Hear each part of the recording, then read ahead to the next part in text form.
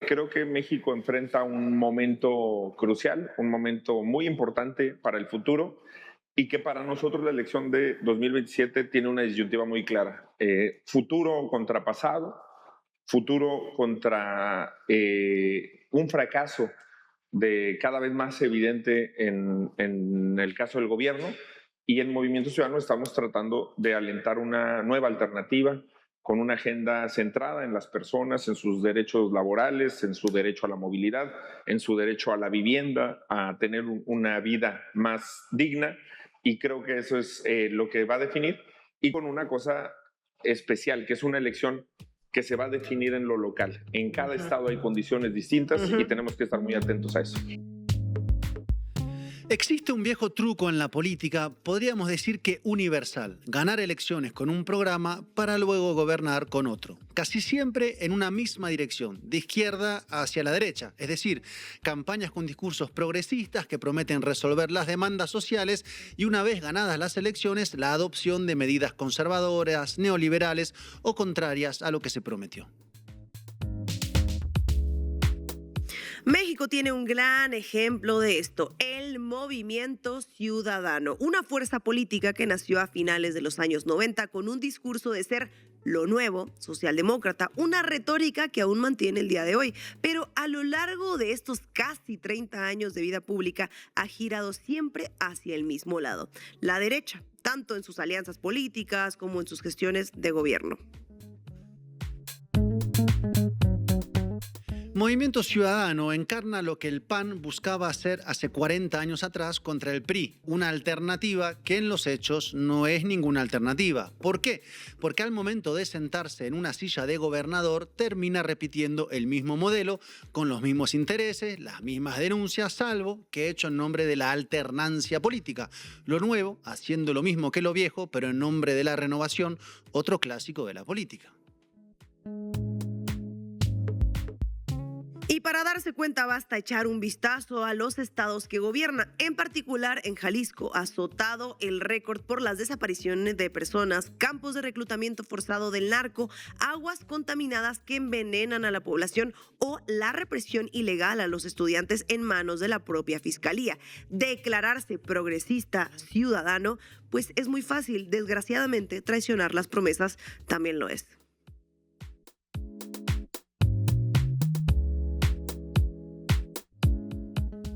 Y Movimiento Ciudadano se prepara para las elecciones regionales y legislativas de 2027 como todas las fuerzas políticas de México. Ahí medirán a sus candidatos en el marco de una oposición fragmentada entre el PRI, el PAN, Somos México, el propio Movimiento Ciudadano, todos acusándose entre sí de dividir los votos contra Morena. Porque eso dice el PAN y el PRI de Movimiento Ciudadano, y eso dice Movimiento Ciudadano de Somos México, en medio de ese archipiélago de desorientación que es actualmente la oposición mexicana. De esos resultados del 2027 se configurará un mapa de poder político nacional con proyecciones a las presidenciales del 2030, aunque todavía falta para eso, y lo primero es entender quién es quién en medio de los discursos opositores que prometen el oro y el moro, o sea, el cielo, el sol y las estrellas, algunos desde la derecha y otros desde un discurso progresista. Hoy en La Base América Latina hablamos de Movimiento Ciudadano, de dónde viene, qué dice y sobre todo cómo gobierna en los hechos, porque no todo lo que dice ser progresista efectivamente lo es. Bienvenidos y bienvenidas. La Base América Latina.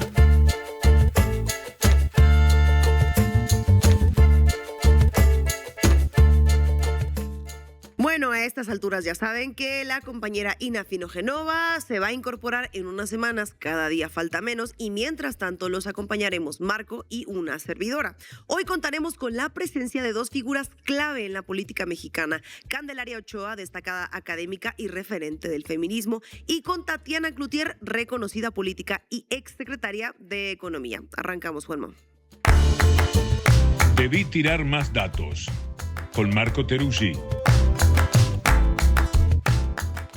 A finales de los años 90 nacía un nuevo partido en México. Su nombre, Convergencia Democrática. Eran los años del fin del PRI como partido único con más de 70 años de presidencia ininterrumpida y estaba por comenzar la alternancia pactada con el PAN. Una alternancia que, como vimos acá la semana pasada, era solo de nombres y de formas. Vas tú, voy yo, pero el modelo no se toca, siempre ganan y pierden los mismos. Eran los primeros pasos de lo que se conocería como el PRIAN, esa alianza hecha para sostener el poder intacto. Entonces, en ese contexto nacía Convergencia Democrática con un discurso socialdemócrata de centroizquierda. Decían textualmente adoptar como ideología política los valores y los principios de la socialdemocracia renovada, que consisten en promover la igualdad y la equidad, la protección de los débiles, la libertad como autonomía, ningún derecho sin responsabilidad, ninguna autoridad sin democracia, el pluralismo y la defensa de los derechos fundamentales del ser humano. Hasta suena bien. Suena muy bien, en realidad, muy progresista, se diría hoy, dirían los chavos,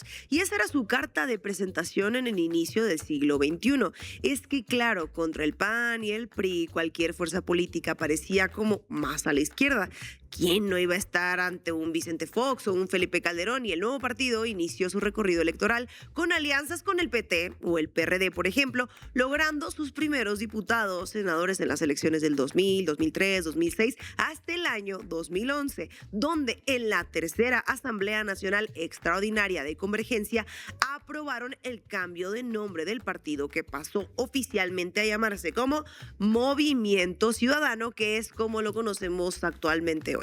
Y en ese camino respaldaron a Andrés Manuel López Obrador para las elecciones de 2006, 2012, cuando tuvo lugar entonces el distanciamiento entre las fuerzas políticas, y AMLO decidió fundar el Movimiento de Regeneración Nacional, o sea, Morena, y Movimiento Ciudadano se sintió, digamos así, traicionado. Pero no nos vayamos por ahí, aunque sería muy interesante, la verdad, reconstruir la historia de Morena. Lo cierto es que, volviendo al Movimiento Ciudadano, continuó su camino de una manera más heterodoxa, digamos, siempre con un discurso progresista, de protagonismo ciudadano, democrático, pero aliándose en las presidenciales de 2018 con el PAN y el PRD, más específicamente apoyando al candidato del PAN, Ricardo Anaya. Este será el proyecto que enterrará el viejo sistema político y enarbolará el nuevo régimen que dará fortaleza a la vida nacional, decía entonces en su declaración política Dante Delgado, coordinador nacional del Movimiento Ciudadano para apoyar al PAN. O sea, nacer con un discurso de centro izquierda contra el PRI y el PAN para luego aliarse pues con el PAN, por eso le dicen el PAN naranja, y para enterrar al viejo sistema político haciendo alianzas con el viejo sistema político. Y hacerlo justo en la elección en la que puede ganar el primer presidente de la izquierda, pues yo creo que a estas alturas el chiste se cuenta solo. O sea que en realidad nunca fueron tales socialdemócratas, sino oportunistas políticos, es decir, listos a subirse a cualquier barco con tal de alcanzar una cuota de poder en el legislativo, en algún estado o en donde sea. Es una buena definición del oportunismo político, Estefanía. Y en ese 2018 pasó además algo muy importante para Movimiento Ciudadano. Su candidato, Enrique Alfaro Ramírez, ganó el estado de Jalisco, que estaba antes en manos del PRI. Un estado muy importante, el tercero más poblado del país, el cuarto medido en cuanto a riqueza, con una capital de la importancia de Guadalajara. Y en el 21, Movimiento Ciudadano ganó la gobernatura del estado Nuevo León con la candidatura de Samuel García Sepúlveda. Y con eso, el partido comenzó a gobernar los dos estados más importantes fuera de la capital, que mantiene hasta el día de hoy. Dos estados que juntos representan más del 11% de votantes potenciales de todo México. Nada desdeñable. No, para nada. Pero entonces llegó el progresismo a gobernar en estos estados, se estarán preguntando. Bueno, no fue tanto así, más bien digamos que todo lo contrario, porque una cosa es nombrar ideas de centro izquierda, me da escozor decir esa palabra, y otra distinta es aplicarlas. Algo más fácil, se puede ganar con un discurso de izquierda para luego gobernar con un programa de derecha. Ha pasado muchas veces en la historia, se los hemos contado aquí en la base de América Latina. Me perdonarás, Estefanía, que salga con una cita bíblica. Es que de tanto hablar del evangelismo y la ultraderecha en estos días se me pegaron frases de apóstoles. Marco, regresa. Es así, ya estoy ahí.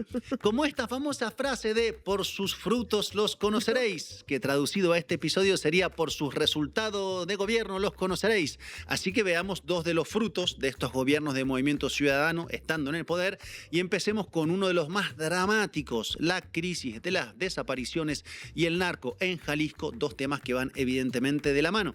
Empecemos con datos. El número de personas desaparecidas en Jalisco en 2019, primer año de Alfaro, fue de 5.873 personas. Al final de su mandato, el número de desaparecidos escaló a 15.384 casos, casi 7.000 más que el sexenio anterior. Es decir, que hubo 9.618 casos de personas desaparecidas durante la administración de Alfaro, según cifras oficiales, y cerró el 2025 consolidándose como el primer lugar nacional en personas desaparecidas, con un total dramático y terrible acumulado de 16.064 casos activos. La crisis de desapariciones en Jalisco se profundizó con los dos gobiernos de Movimiento Ciudadano, porque no es que con el mandato de Jesús Pablo Lemus, que asumió en el 2024, la situación mejoró, sino que en el estado, pues, empeoró, porque sigue encabezando el ranking de desapariciones. Escuchemos lo que decía al inicio de este año Víctor Manuel González Romero, ex rector de la Universidad de Guadalajara e investigador, que no es particularmente de izquierdas, que digamos, y que desmonta el argumento del gobierno de Jalisco para decir que están mejor, como hoy dice el gobernador. Lo primero es que la crisis se está agravando. La crisis se está agravando porque el número de las personas que desaparecen son más que las personas que se localizan. El año pasado desaparecieron 3.098 y se localizaron 2.402. Entonces hubo prácticamente 700 personas más desaparecidas que se acumularon a los que pues ya teníamos para llegar a una cifra total de 16.064. Entonces, el año cerró con 16.064 personas desaparecidas en Jalisco que no están localizadas en este momento, y eso nos pone en primer lugar a nivel nacional. Seguimos en primer lugar, nos llevamos con más de 3.000 al siguiente estado. Entonces, lo grave es que la brecha está creciendo. Curiosamente, el gobierno lo que trata de decir es de que el problema está disminuyendo. Así es, justo eso te iba a preguntar, ¿no? En un boletín presume, ¿no?, de que es el año con menos desapariciones en 7 años. Sí, y lo voy a tratar de explicar. El año pasado desaparecieron 939, se sumaron, pues hubo 939 si restamos de los desaparecidos los que se localizaron. Sí. O sea, al número que había de desaparecidos se sumaron 939. Este año se sumaron 696. Entonces el gobierno dice, vamos disminuyendo.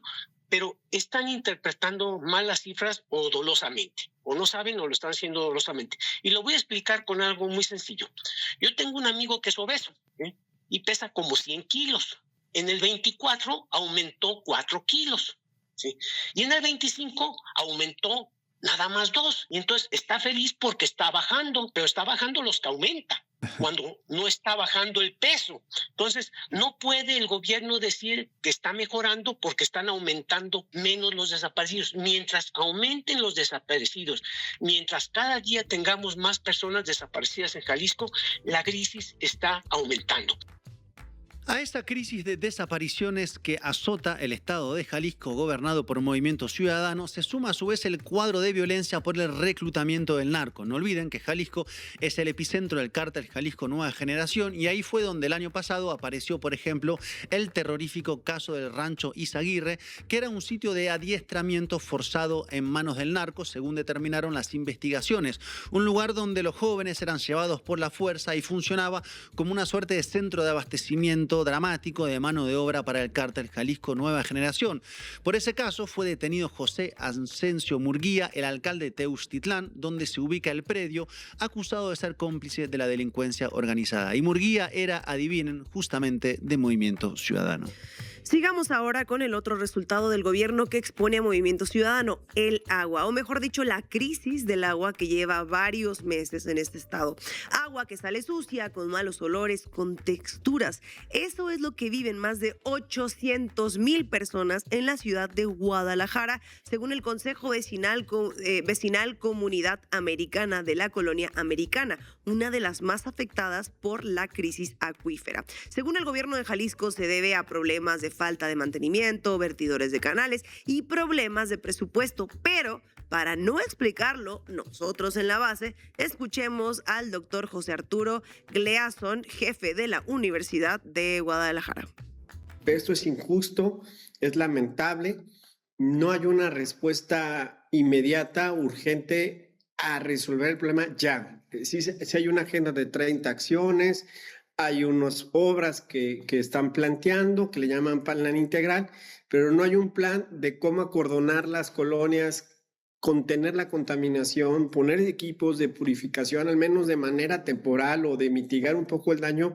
No existen esas medidas emergentes más que estas obras faraónicas a las cuales ya estamos acostumbrados en Jalisco, que no sabemos de dónde salieron, qué las justifican, no sabemos con exactitud el costo, pero sí está muy claro que están pidiendo el dinero para que con esto se resuelva el problema. Y lo crítico del asunto aquí también, Jesús, es que quienes han sido parte de este desastre están pidiendo dinero para estas obras y pidiendo la confianza. Y entre ellos está el secretario de Salud que dice, no se preocupen, ya están en camino estas obras, ustedes báñense, asíense con agua de garrafón, en lo que se construyen la nueva planta potabilizadora, un tubo que le llaman bypass para evitar la zona más contaminada de uno de los canales, el canal de Atequiza o de Las Pintas, y ya con eso se resuelve el problema y esto va a durar, porque ya empezamos a hacer las obras, pues unos 2, 3 años, mientras pues hay que asearse con garrafón. Esa es la lectura que le damos a estos pronunciamientos, desgraciadamente, por estos dos funcionarios. Y claro, ya muchos advierten sobre los riesgos de afectación a la salud que esto tendrá, desde dermatitis e infecciones gastrointestinales hasta daños neurológicos e incluso aumento del riesgo de cáncer si el contacto con metales pesados se prolonga. Y algunos, como el Instituto Mexicano para el Desarrollo Comunitario, advierten que podría existir detrás de esto un intento de privatización del sistema de aguas del Estado por parte del gobierno de Movimiento Ciudadano. Bueno, y podemos seguir con más temas que han puesto al gobierno de Jalisco bajo la lupa de las malas prácticas. Para citar solo uno, podríamos recordar el caso de la muerte de Giovanni López Ramírez a manos de la policía municipal en Ixtlahuacán de los Membrillos, en Jalisco, en 2020. Un crimen que llevó a la movilización de estudiantes frente al Palacio de Gobierno de Guadalajara por lo que había pasado, en una acción conocida como Halconazo Tapatío el 5 de junio del 2020, donde fueron no solamente reprimidos, sino que fueron emboscados y secuestrados por elementos de la policía investigadora y de la Fiscalía de Jalisco, que iban en ropa de civil, encapuchados y en vehículos sin balizar. Los estudiantes denunciaron además que fueron golpeados, insultados y amenazados. ¿Justicia por estos hechos? Se preguntarán, pues la verdad no lo hubo desafortunadamente, y con esa fiscalía y esa impunidad se pueden imaginar cómo esto abona a la crisis de desapariciones en Jalisco, muchas veces perpetuada por autoridades. Ahora bien, Marco, con estos 3 hechos tenemos una muestra del gobierno de Movimiento Ciudadano en Jalisco, a lo que claro podrían agregarse denuncias de corrupción en cada una de las gobernaturas, pero vamos a quedarnos aquí para profundizar en la materia política o vamos a decirle transformismo de Movimiento Ciudadano, que se presenta como una renovación de la centroizquierda y termina haciendo alianzas con los viejos partidos. Alianzas que hacen en las legislaturas locales o en candidaturas que son una suerte como de reciclado político. Así, Movimiento Ciudadano presentó como candidatos al Congreso Nacional ni más ni menos que a Claudia Ruiz Massieu, que había sido canciller de Enrique Peña Nieto, a Patricia Flores Elizondo, que había sido jefa de la oficina de la presidencia en el sexenio de Felipe Calderón, o a políticos históricos del PRI como Fernando García Cuevas, Sonia Cuevas o Adriana Flores. El olor a renovación es total. Todo eso al tiempo que repiten que son lo nuevo contra la vieja política. El PRI, el PAN y el PRD te dijeron que solo había de 2 sopas y que ellos eran el voto útil. Así como tú, yo también estoy cansado de los políticos chapulines de siempre. Queremos ponerle un alto a la destrucción y retroceso que Morena ha significado para el país. Votaste por ellos, llegaron al Senado y se fueron a Morena. Esto es la vieja política. Su voto útil fue una farsa. Ellos son los verdaderos esquiroles.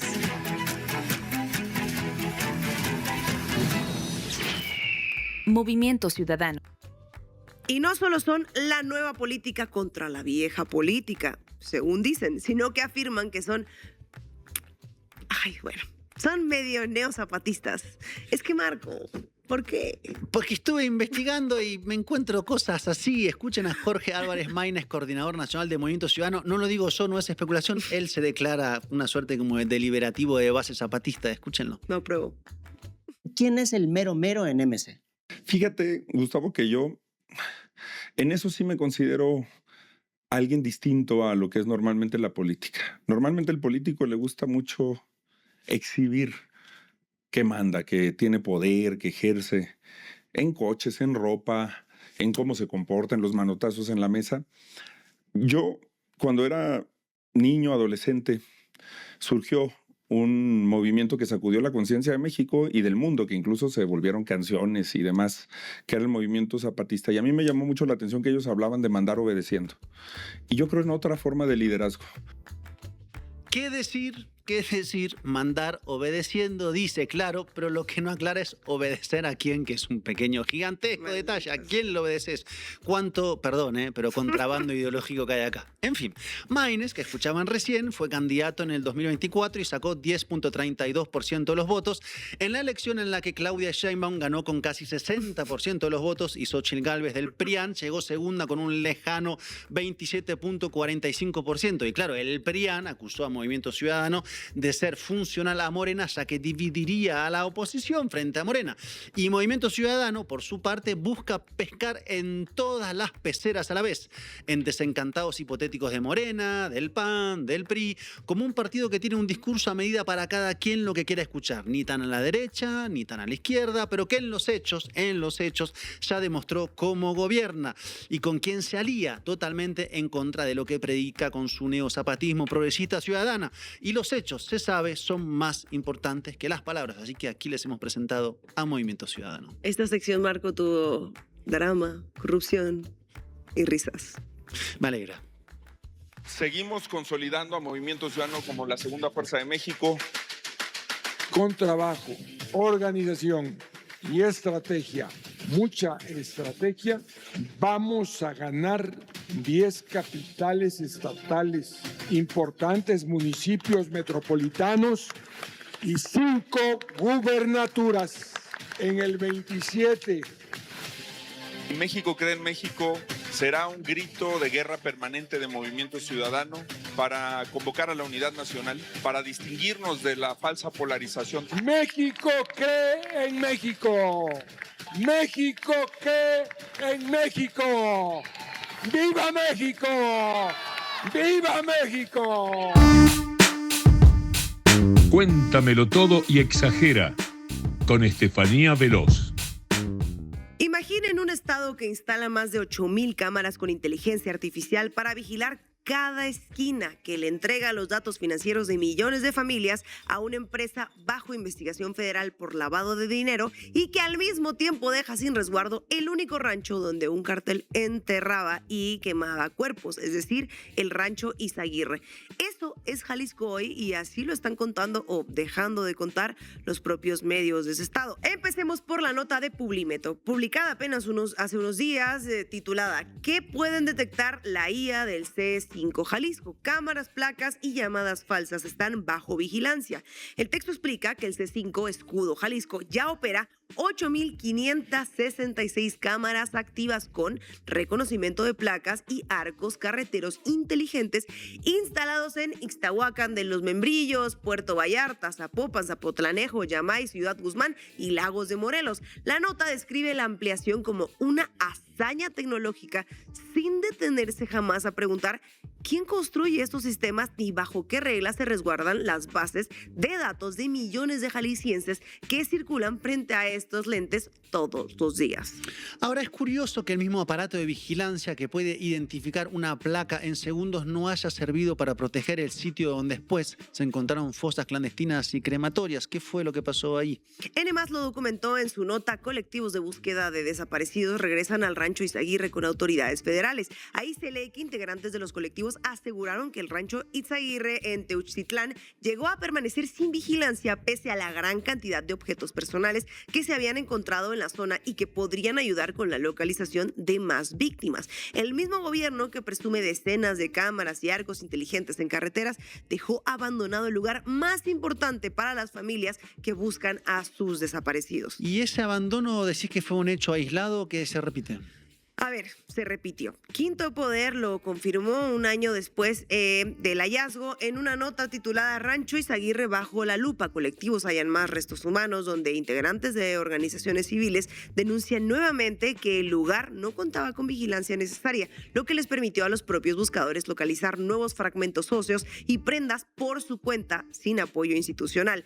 11 meses después de haber invertido en un sistema estatal de vigilancia con inteligencia artificial, el gobierno de Jalisco no logró custodiar la escena de uno de los hallazgos más graves en la historia reciente de Jalisco y del país. Y contame, cuando las madres buscadoras hicieron ese trabajo, ¿cómo las trató el gobierno? Bueno, la verdad, con distancia, jamás con gratitud. La jornada publicó excluyen a guerreros buscadores de las investigaciones en Narcofinca, donde se cita un oficio dirigido a Indira Navarro Lugo, fundadora del colectivo, en el que las autoridades le informan que solo podrán acudir como observadores cuando la Fiscalía General de la República lo determine. El colectivo calificó la instrucción de inadmisible y respondió con una frase que resume el fondo del asunto. Nosotros hicimos el trabajo que le corresponde al gobierno de Jalisco y ahora resulta que les incomodamos. Y hay un titular que retrata esa misma vigilancia de frente sin necesidad de que nadie lo interprete. Contanos. A ver, el Informador lo tituló así tal cual. Desaparición de adolescentes en Jalisco va en aumento. La nota precisa que en Jalisco permanecen desaparecidas 16.191 personas según el registro estatal de personas desaparecidas con corte al 30 de junio de este año y que 1 de cada 5 casos de menores desaparecidos ni siquiera cuenta con carpeta de investigación abierta. Léanlo de nuevo. El estado que instaló, repetimos, 8.566 cámaras con inteligencia artificial para identificar placas y rostros en segundos, no logra ni siquiera abrir un expediente para 1 de cada 5 adolescentes que desaparecen bajo esta gran vigilancia. El titular no necesita adjetivos, solo hay que ponerlo junto a otro dato, pues para que se entienda de qué se trata todo esto. Mientras esa vigilancia fallaba en lo esencial, había otro proyecto de datos avanzando en paralelo, directamente sobre el bolsillo de la gente. Si no me equivoco, contanos este. A ver, el medio El Informador tituló Aumento al transporte público. ¿Para qué sirve la tarjeta única al estilo Jalisco? Y ahí explica que el plástico que sirve como para subirte al transporte público cuenta con respaldo internacional de Visa y es operado por la empresa Broxel. ¿Se acuerdan que el gobernador decía, con esta puedes comprar un café en Nueva York? Y concentra los apoyos gubernamentales. Fue diseñado para ofrecer servicios bancarios con depósito, retiro, remesas y hasta créditos revolventes. Todo eso con una tarjeta para subirte a un camión. ¿Y quién sería Broxel exactamente? Porque ese nombre no salió tan destacado como el resto de los beneficios de la tarjeta única. Ahí está el punto ciego. El propio Informador tuvo que publicar después una nota. Carlos Lomelí exige transparencia en la adjudicación a Broxel por la tarjeta única al estilo Jalisco. Ese es el nombre, donde el senador cuestiona por qué se infló la tarifa técnica de 13.03 pesos a 14 pesos y pide que se transparente el manejo de datos personales entregados por los usuarios del transporte público. El propio senador describe el esquema con una frase que no necesita ningún adorno. Huele a negocio privado disfrazado de modernización, priorizando intereses empresariales. ¿Y qué tan limpio es el historial de esa empresa que ahora administra los millones de datos de jaliscienses? Bueno, era lo que faltaba, porque es nada limpio. La jornada en su nota publicó: Lemus promueve tarjetas de transporte de empresa investigada por corrupción. Precisa que Broxel está bajo investigación federal de la Secretaría Anticorrupción y Buen Gobierno por presuntas irregularidades en la licitación de vales de despensa y que la empresa acumula 2 amonestaciones de la Comisión Nacional Bancaria y de Valores por incumplimiento en prevención de lavado de dinero y por entregar información falsa. Y ese no fue un caso único de esta empresa, ¿verdad? Porque el nombre de Broxel me parece que volvió a aparecer después. Volvió a aparecer y con el mismo patrón. Proceso lo documentó en su nota licitación millonaria de vales en Ciudad de México, coloca de nuevo a Broxel bajo escrutinio, detallando que la empresa introdujo observaciones fuera de las bases originales en una licitación de más de 10,000 millones de pesos para vales federales. El gobierno de Jalisco le entregó a esta misma empresa los datos personales y financieros de millones de jaliscienses, incluidos estudiantes, adultos mayores y familiares de personas desaparecidas, justo en el momento en el que Broxel estaba bajo la lupa de la propia presidencia de la República. Y a ver la reacción de la prensa local cuando esta contradicción se volvió imposible de ignorar. ¿Cuál fue? Andas con muchas preguntas hoy, Es un día de preguntas. Es un día de dudas, vamos a decir, pero aquí estoy yo para responderlas. Pues el mismo diario que días antes celebraba la tarjeta como una herramienta de inclusión financiera, sí, que dijo lo mejor que le ha pasado a Jalisco, tuvo que publicar este texto. El incómodo Broxel, donde reconoce que después de darse a conocer el nombre de la empresa que respalda este instrumento nuevo, surgió una ola de críticas entre la población. Lo llama incómodo como si se tratara de un tropiezo de comunicación y no de la entrega de un historial financiero de más de 1 millón de jaliscienses a una compañía señalada por reguladores bancarios. Es la misma lógica que vimos con las cámaras del C5. Se presume la tecnología y se calla quien la opera hasta que ya no queda de otra. Ese patrón además asumo que viene antes de que Lemus fuera gobernador. Sí, viene de mucho antes. Sin embargo, publicó en el 2023 la investigación titulada Jalisco, Pablo Lemus entre presuntos fraudes y un banco fantasma, donde se documenta que Lemus, siendo alcalde de Zapopan, depositó 300 millones de pesos públicos en Accendo Banco, una institución que nunca recibió autorización de la Comisión Nacional Bancaria y de Valores para operar como banco. El reportaje señala que tanto los socios de Accendo como Lemus y el entonces alcalde de Zapopan, Juan José Frangi, quedaron bajo investigación de la Fiscalía General de la República y de la Unidad de Inteligencia Financiera por presuntas prácticas de lavado de dinero.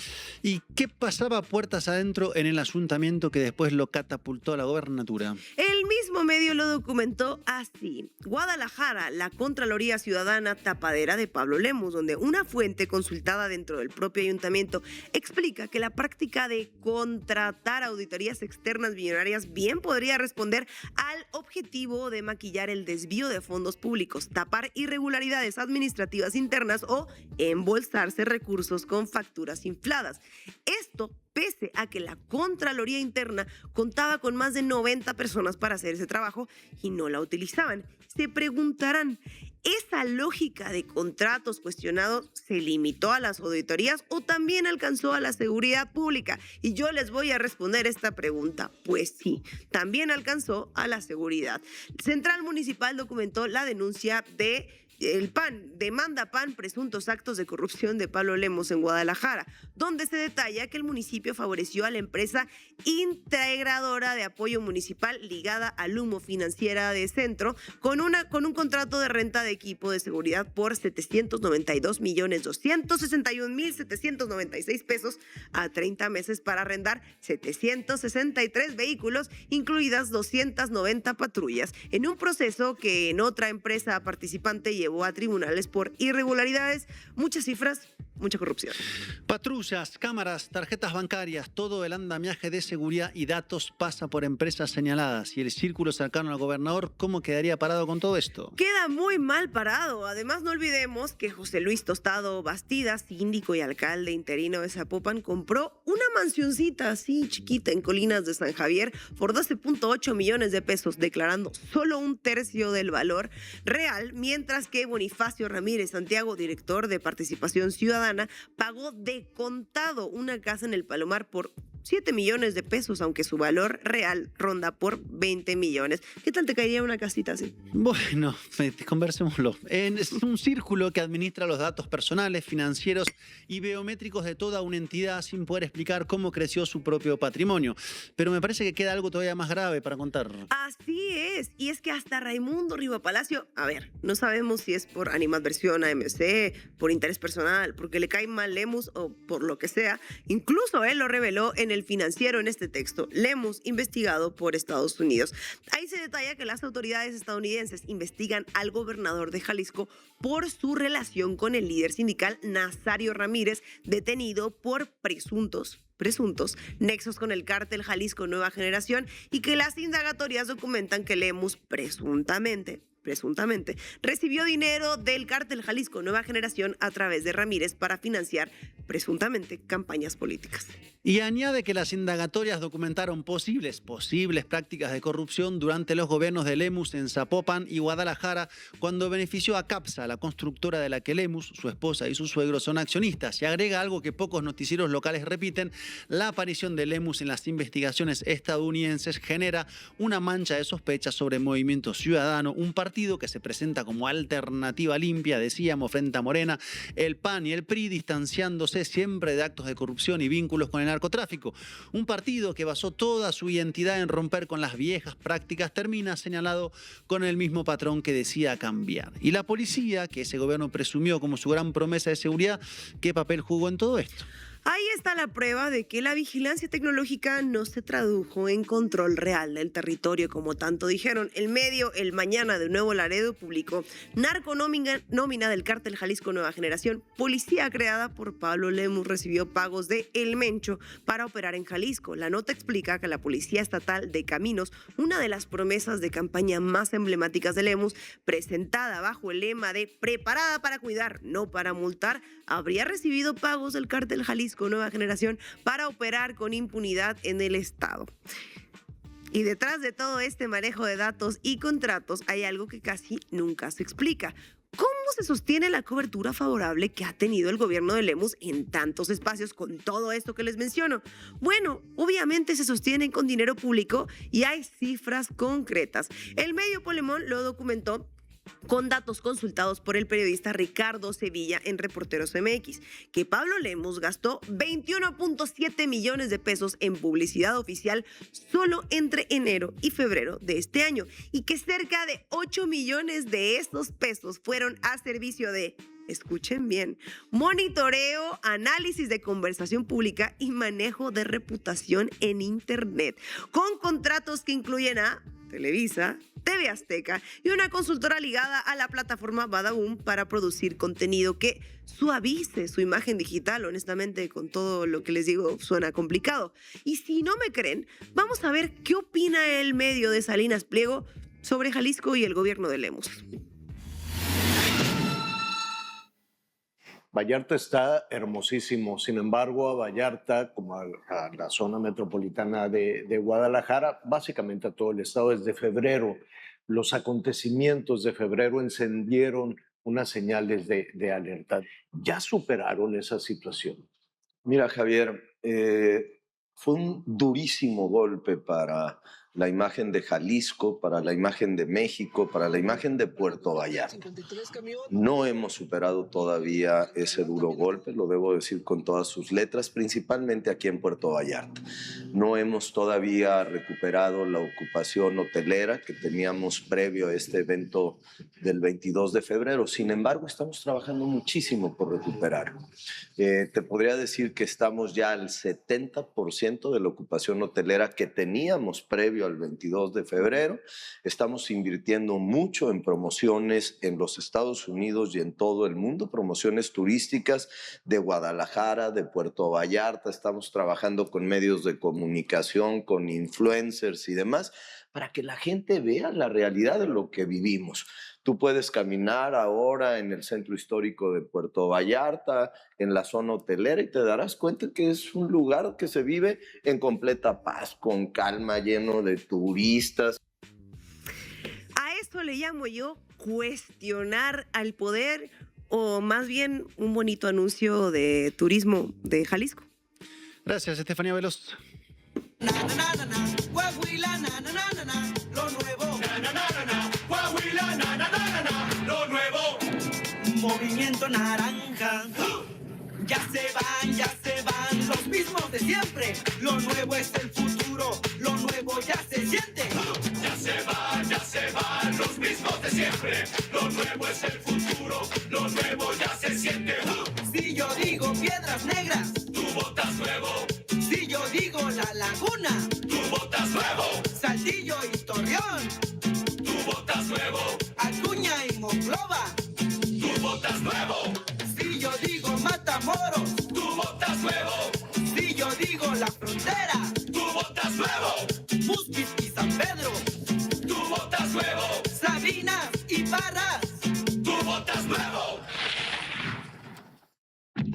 Na na na na na, Coahuila na na na na na, lo nuevo. Na na na na na, Coahuila na na na na na, lo nuevo. Movimiento Naranja.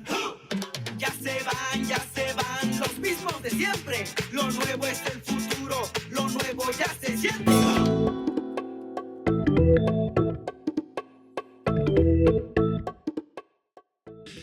Y como les adelantaba Estefanía, hoy vamos a contar con Candelaria Ochoa, destacada académica y referente del feminismo, y con Tatiana Cloutier, reconocida política y ex secretaria de Economía.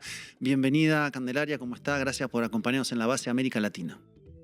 Oigan, muy honrada de que me hayan invitado. Aquí estoy con mucho gusto. Bueno, primero quería preguntarle, con su experiencia dentro del Estado, conociéndolo por dentro, ¿qué explica que el mismo patrón de opacidad que usted señalaba en el Ayuntamiento de Guadalajara hoy se repita con Broxel y los contratos de vigilancia en todo el Estado? Pues es la misma práctica porque son los mismos que están gobernando. O sea, lo que yo denuncié en Guadalajara, precisamente, es lo mismo que está pasando con el gobierno del Estado. Hace unos días nos enteramos que Pablo Lemus va a gastar prácticamente 33 millones de pesos en el grito de independencia, cuando gasta 32, prácticamente también 33 millones en un año para mochilas y útiles escolares para todos los niños y niñas del Estado. Entonces, es la misma práctica. Se gastó en Guadalajara el primer año 1,000 millones de pesos en patrullas, que ni siquiera teníamos los suficientes policías para que se subieran 2 por patrulla, y sin embargo no sabemos dónde están las patrullas. Entonces es el mismo patrón. Pablo Lemus lo que sabe es buscar dinero y encontrarlo, y es dinero público. Querida Candelaria, me da muchísimo gusto saludarte. Tú viste a MC por dentro, en la experiencia en el ayuntamiento, en el Congreso. ¿El modelo que hoy gobierna Jalisco tiene remedio desde dentro del partido, como dicen algunos, o esos intereses privados ya forman parte de su estructura ideológica y de su manera de hacer política? Pues mira, yo lo viví por dentro, es una forma de decirlo, porque en realidad yo participé como regidora y como diputada porque yo formaba parte de la campaña del presidente López Obrador. O sea, no porque yo fuera de Movimiento Ciudadano. Y también yo nunca formé parte de ese tipo de decisiones gubernamentales, ¿no? En el ayuntamiento éramos oposición y bueno, siempre me muevo, creo que mejor en la oposición, pero yo no formé parte nunca de las cúpulas de ese partido porque yo nunca fui considerada ni parte de ese partido ni tampoco de las decisiones que tomaban. Entonces conozco, digamos, medio por dentro, y también algo que te quisiera decir de manera pública, que lo he hecho pocas veces, es que cuando yo decidí retirarme de la fracción parlamentaria federal de Movimiento Ciudadano, yo decidí hablar con Enrique Alfaro y decirle: ni te debo ni me debes. O sea, yo nunca formé parte de la cúpula que tomaba decisiones. Yo hice mi trabajo como diputada con una gran responsabilidad, pero nunca me ofrecieron dinero ni tampoco yo exigí. Entonces, así le dije: ni te debo ni me debes.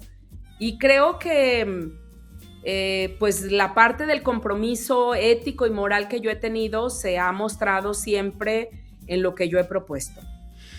Candelaria, le hago una última pregunta. Digamos, para una mirada de afuera, una mirada que solo lee lo que dice Movimiento Ciudadano, uno se encuentra con un discurso progresista, socialdemócrata, que habla de ciudadanos, y después, por lo que ve, hay otras prácticas. ¿Movimiento Ciudadano es este discurso progresista de centro-izquierda o es Alfaro y las prácticas que usted ha visto? ¿Quién es Movimiento Ciudadano? No, yo creo que Movimiento Ciudadano es un partido de simuladores. O sea, hablan de feminismo, hablan de diversidad, hablan de las mujeres, pero a la hora de la hora son un partido que simula y que aparenta representar causas sociales y causas de izquierda, pero que en realidad es un partido conservador.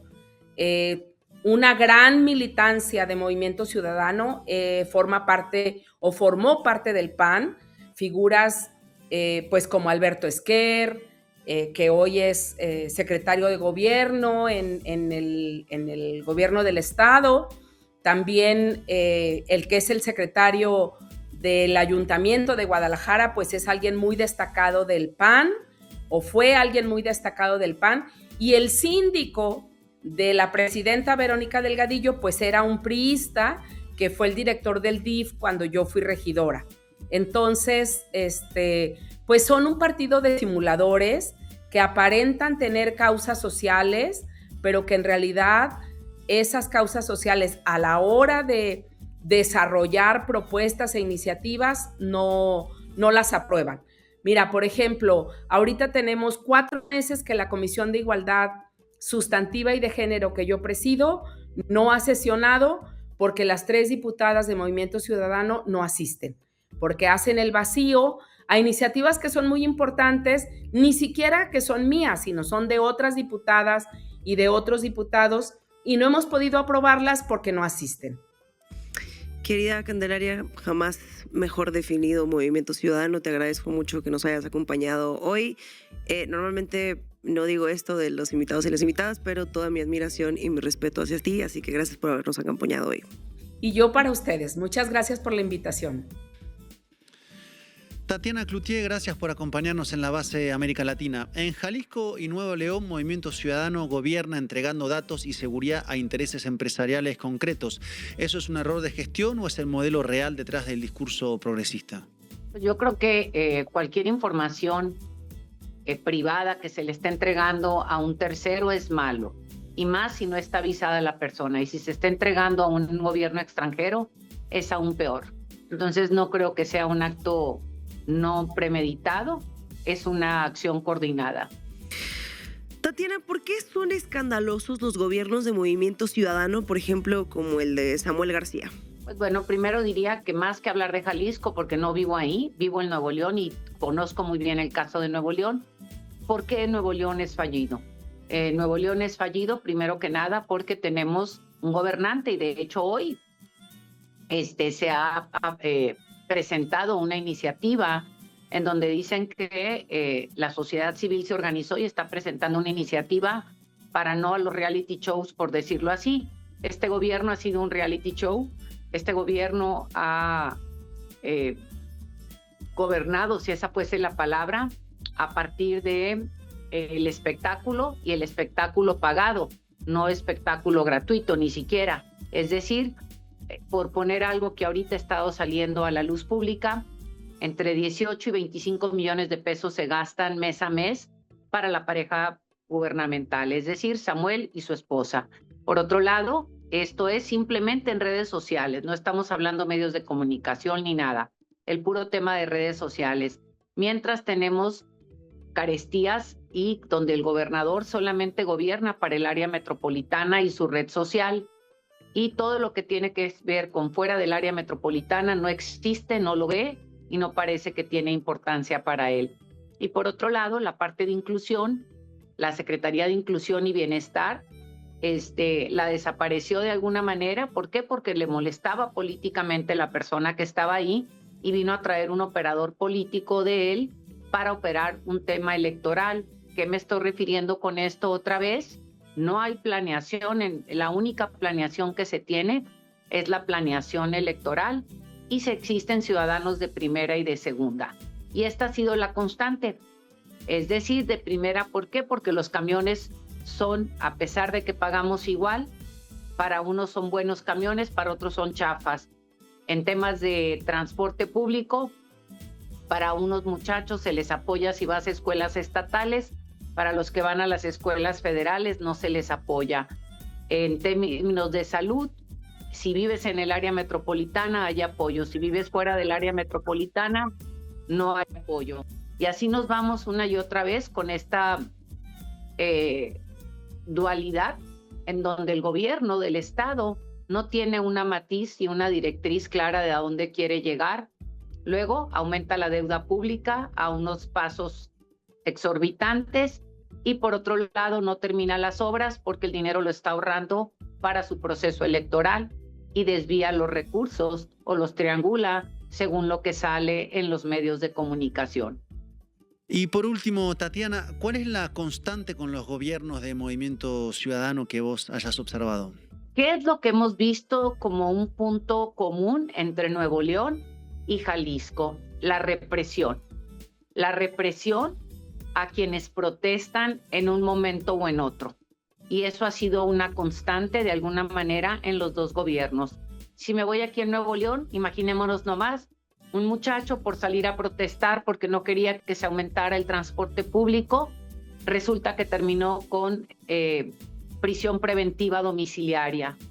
Gente que salió a protestar a la Macroplaza terminó encarcelada porque se subió a un león ahí, bueno, un león de mentiras, vaya, a un monumento frente a Palacio Estatal. Y estas han sido como las constantes. La gente cuando se expresa en contra del gobernador se le persigue con la wifita, y digo la wifita, la wif local, se le corta la luz, se le corta el agua, o sea, se te amedrenta. Yo creo que esa es la constante entre los dos gobiernos. Así llegamos al final del programa. No olviden suscribirse, les dejamos el QR en pantalla y denle clic a la campanita para seguir apoyando el periodismo independiente. Les dejamos en pantalla el QR de la playlist de Spotify para que escuchen nuestros programas, aunque siempre les recomendamos que los vean. Nos vemos mañana a las 7 p.m. hora chilanga.